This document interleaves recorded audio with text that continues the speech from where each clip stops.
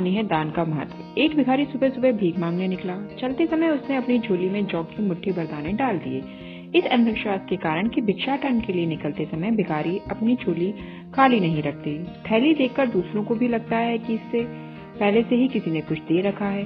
पूर्णिमा का दिन था। भिखारी सोच रहा था कि आज ईश्वर की कृपा होगी तो मेरी यह झोली शाम से पहले ही भर जाएगी। अचानक से राजपथ पर उसे देश के राजा की सवारी आती हुई दिखाई दी। भिखारी खुश हो गया।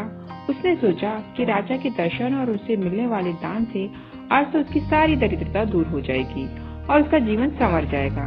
जैसे जैसे राजा की सवारी निकट आती गई, भिखारी की कल्पना और उत्तेजना भी बढ़ती गई। जैसे ही राजा का रथ भिखारी के निकट आया, राजा ने अपना रथ रुकवाया और उतरकर उसके निकट पहुंचे। भिखारी की तो मानो सांसें ही रुकने लगी, लेकिन राजा ने उसे कुछ देने के बदले उल्टे अपनी बहुमूल्य चादर उसके सामने फैला दी और उससे भीख की याचना करने लगा। भिखारी को समझ नहीं आ रहा था कि वह क्या करे। अभी वह सोच ही रहा था कि राजा ने पुनः याचना की। भिखारी ने अपनी झोली में हाथ डाला, मगर हमेशा दूसरों से लेने वाला मन देने को राजी नहीं हो रहा था। जैसे तैसे करके उसने 2 दाने जौ के निकाले और राजा की चादर में डाल दिए।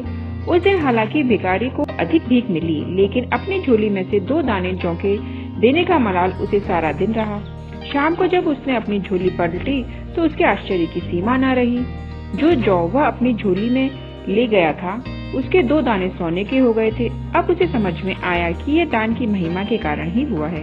वह पछताया, काश उस समय उसने राजा को और अधिक जौ दिए होते, लेकिन दे नहीं सका क्योंकि उसके देने की आदत जो नहीं थी। शिक्षा: देने से कोई चीज कभी घटती नहीं, लेने वाले से देने वाला बड़ा होता है। और तीसरा, अंधेरे में छाया बुढ़ापे में काया और अंत में माया किसी का साथ नहीं देती।